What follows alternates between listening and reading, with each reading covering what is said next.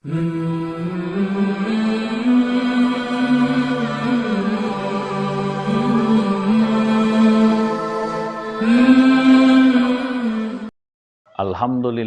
ala ni'amihi al-zahirah wal batinah qadiman wa hadithan. Ashhadu an la ilaha illallah wahdahu la syarikalah wa ashhadu anna Muhammadan abduhu wa rasuluh allazi la nabiyya ba'da amma ba'du. Hadirin ikhwatu iman rahimakumullah, jamaah warasatul Quran yang diridhoi oleh Allah Subhanahu wa taala.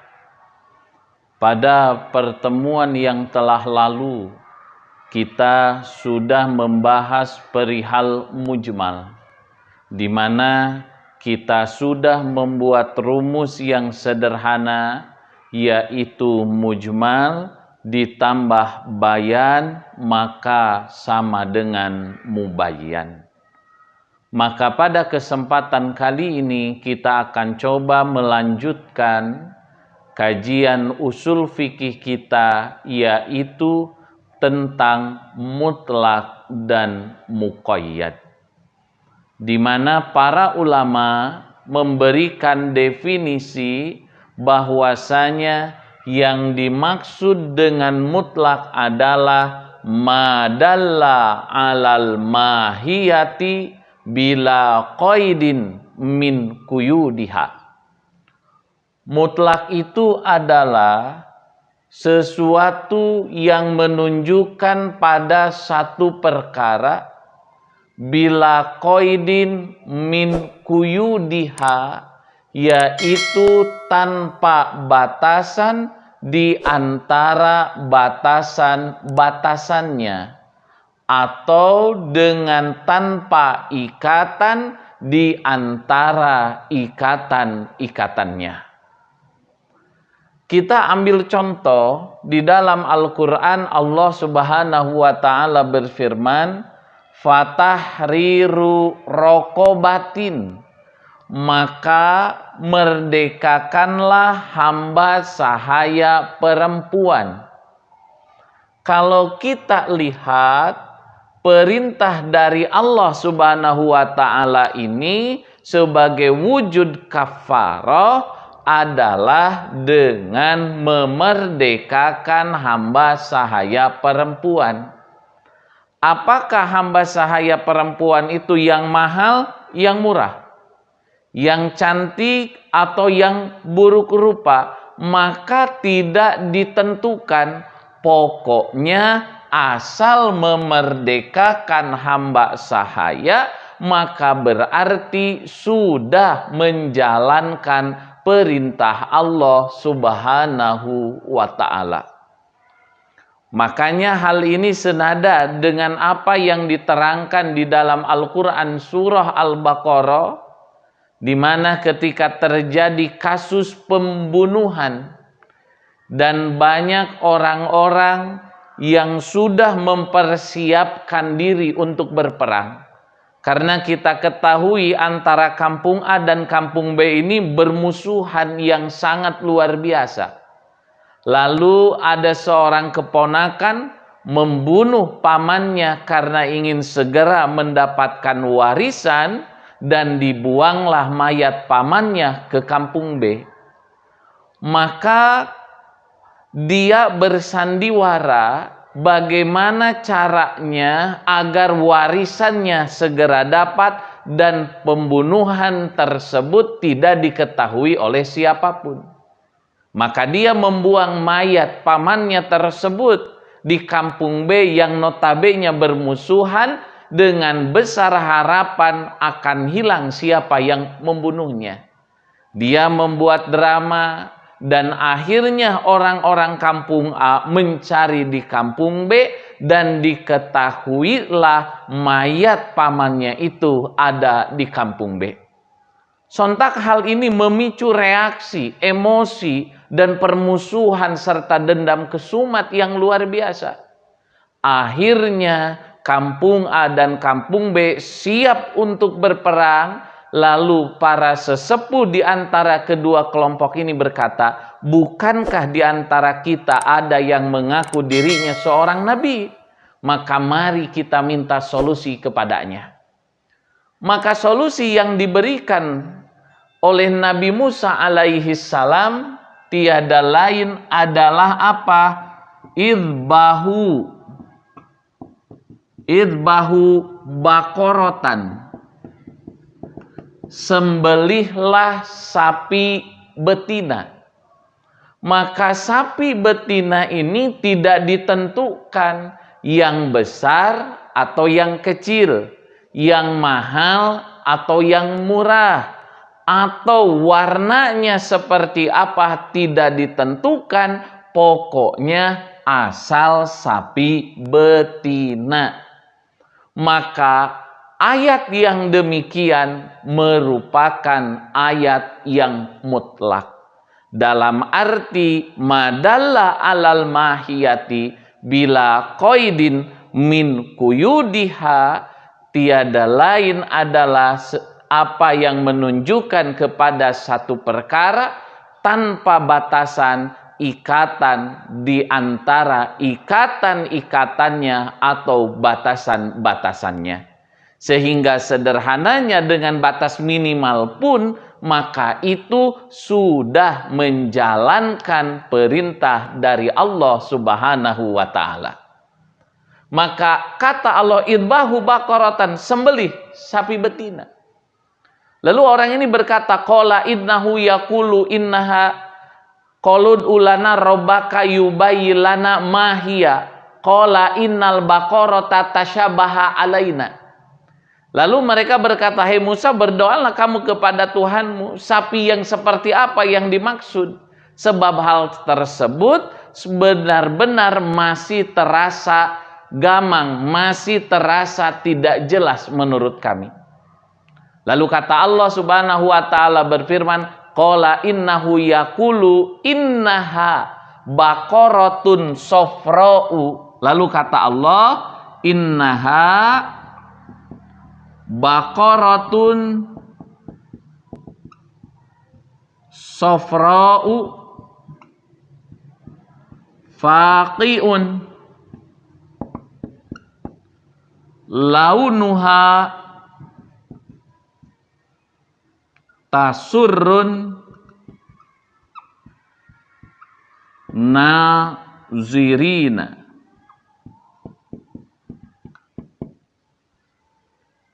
Nah, lalu kata Allah Subhanahu wa ta'ala, qala innahu yaqulu innaha baqaratun safra'u faqi'un launuha tasurrun nadirin. Kata Allah Subhanahu wa ta'ala, sesungguhnya sapi yang dimaksudkan itu adalah sapi betina yang berwarna kuning, keemasan yang bersih warnanya, tasurrun nazirin, yang enak untuk dilihat. Maka sekarang ternyata pembatasnya itu begitu banyak. Satu, warnanya harus kuning keemasan. Pakiun launuha, warnanya harus bersih. Dan selanjutnya tasurrun nazirin, dan menyenangkan orang yang melihatnya. Maka kalau ayat yang atas tidak terbatas, pokoknya asal sapi betina, tetapi pada ayat yang kedua bukan sekedar sapi betina, tapi sapi betina yang berwarna keemasan, warnanya bersih dan enak untuk dilihat, maka yang seperti itu dalam istilah usul fikih disebutnya adalah muqayyad. Oleh karena itulah para ulama memberikan batasan bahwasanya muqayyad itu madalla alal mahiyati biqaidin min kuyudiha.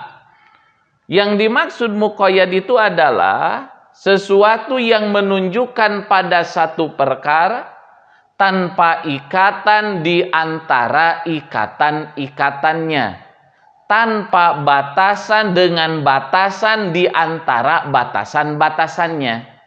Kalau mutlak tanpa batasan di antara batasan-batasannya, kalau muqayyad dengan batasan di antara batasan-batasannya.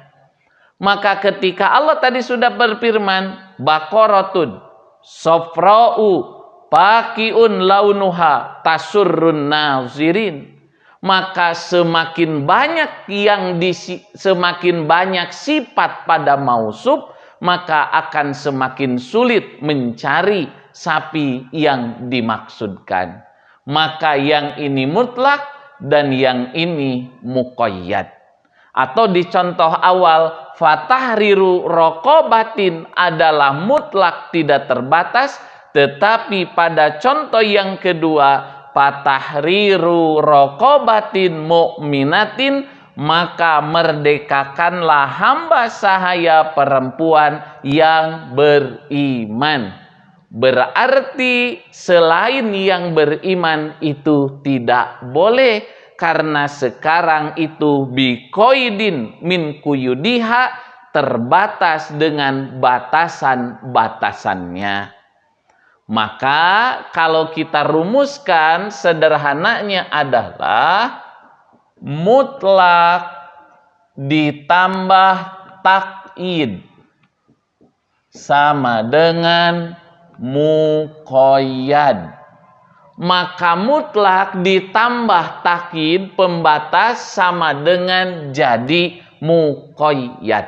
Nah, oleh karena itulah makanya dengan penerangan sederhana ini mudah-mudahan kita mendapatkan kejelasan perihal apa itu yang dimaksud dengan mutlak dan apa itu yang dimaksud dengan muqayyad. Masih dalam bahasan mutlak dan muqayyad ini, ada satu kaidah usul fikih yang populer, yaitu kaidahnya adalah hamlul mutlak alal muqayyad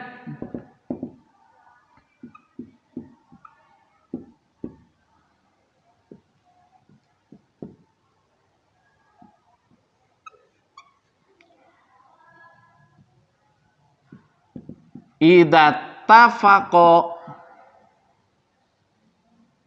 bis sabab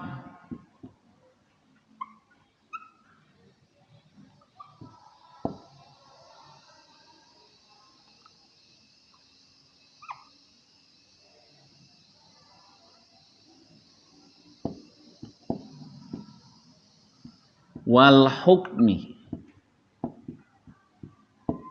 Nah, jadi hamlul mutlak alal muqayyadi idza tafaqo bis sababi wal hukmi, yang artinya adalah membawa mutlak atau memasukkan mutlak kepada muqayyad apabila sepakat dalam sebab dan hukum. Maka apabila yang menjadi latar belakang ayat fatahriru raqabatin mu'min, fatahriru raqabatin itu sama dengan latar belakang fatahriru raqabatin, maka makna raqabah di sini itu terbatas, tetapi harus hamba sahaya perempuan yang beriman. Nah, maka begitu juga dalam masalah isbal, di mana kan dalam hadis Nabi Shallallahu Alaihi Wasallam, dalam hadis riwayat Bukhari dari sahabat Abu Hurairah, ma'asfalal ka'baini minal izari fafin nari, maka kain mana saja yang menjulur menutupi kedua mata kaki maka akan masuk neraka. Makanya banyak fatwa yang mengatakan bahwasanya wajibnya seseorang itu cingkrang, memakai celana itu wajib cingkrang. Kenapa? Sebab ketika memakai celana, memakai gamis, menutupi mata kaki. Dalam hadis tersebut dikatakan ma'asfalal ka'baini minal izari papin nari. Mau sombong, mau tidak sombong, maka ternyata kalau hanya berdasarkan hadis itu, istinbatnya adalah mau sombong, mau tidak sombong, isbal itu haram dan menyebabkan masuk ke dalam api neraka. Akan tetapi ada lagi hadis riwayat Imam Al-Bukhari dari sahabat Abdullah bin Umar, di mana kata Nabi SAW, innallaha la yanduru ila man jarra saubahu khuyala'a. Sesungguhnya Allah tidak akan melihat kepada orang yang menjulurkan pakaiannya khuyala'a, dalam keadaan sombong. Berarti kalau begitu, hamlul mutlak alal muqayyad idza tafaqa bis sabab wal hukmi. Maka kemutlakan dalil yang mengharamkan isbal itu dibawa kepada dalil yang muqayyad, yang terbatas, yaitu apabila ada unsur sombong. Makanya Abu Bakar lasta miman fa'ala dalika, kata Nabi, hei Abu Bakar, sesungguhnya kamu itu tidak orang yang melakukan isbal karena sombong. Jadi masalahnya itu adalah apabila ada sombongnya. Sebab kalau ada sombong, mau cingkrang, mau isbal, dua-duanya ke neraka. Karena kata Nabi SAW, innallaha, sesungguhnya Allah, la yadkhulul jannata man kana fi qalbihi mislu darratin minal kibri. Maaf. La yadkhulul jannata man kana fi qalbihi mislu darratin minal kibri. Tidak akan masuk surga orang yang di dalam hatinya ada kesombongan walaupun sebesar biji sawi. Mau isbal, mau cingkrang, ketika ada sombong, maka dua-duanya tidak akan selamat. Makanya kalau kita memeriksa Sahih Bukhari, lebih jelas lagi. Yang pertama, Imam Bukhari memberikan judul, yaitu apa? Orang yang memakai pakaian menjulur isbal dalam artian itu secara mutlak, dan yang kedua adalah secara muqayyad, yang dalam arti isbal tidak dibarengi dengan sombong. Maka di sana dapat diambil kesimpulan bahwasanya yang diharamkan itu bukan isbal, tetapi apabila dia berisbal ada kesombongan, maka itulah yang menyebabkan kecelakaan. Begitu juga ketika cingkrang ada kesombongan, maka di sana juga akan ada yang namanya kecelakaan. Maka sebenarnya hadis ini tidak bertentangan ketika kita menggunakan hamlul mutlak alal muqayyad. Dan kita buka juga dalam Sahih Al-Bukhari, ketika Nabi SAW, beliau itu sholat gerhana, ia jurru izarahu, dalam satu lafaz itu beliau dalam artian menjulurkan pakaiannya, lalu Nabi menarik pakaiannya. Kenapa Nabi tarik? Ini menunjukkan bahwasanya Nabi itu isbal. Berarti ma'asfalal ka'baini minal izari papin nari, itu dibawa maknanya kepada makna muqayyad, sebab antara sabab dan hukumnya itu sepakat. Nah, hadirin ikhwatu iman rahimakumullah, jadi permasalahannya adalah bukan wajib cingkrang, bukan haram isbal, tetapi masalahnya itu adalah ada unsur sombong atau tidak. Ketika ada unsur sombong, maka mau cingkrang, mau isbal, dua-duanya akan celaka. Nah, hadirin ikhwatu iman rahimakumullah, itulah kajian usul fikih kita pada kesempatan kali ini perihal mutlak dan muqayyad. Semoga ada manfaatnya. Rabbana atina fid dunya hasanah wa fil akhirati hasanah wa qina azabannar. Wassalamualaikum warahmatullahi wabarakatuh.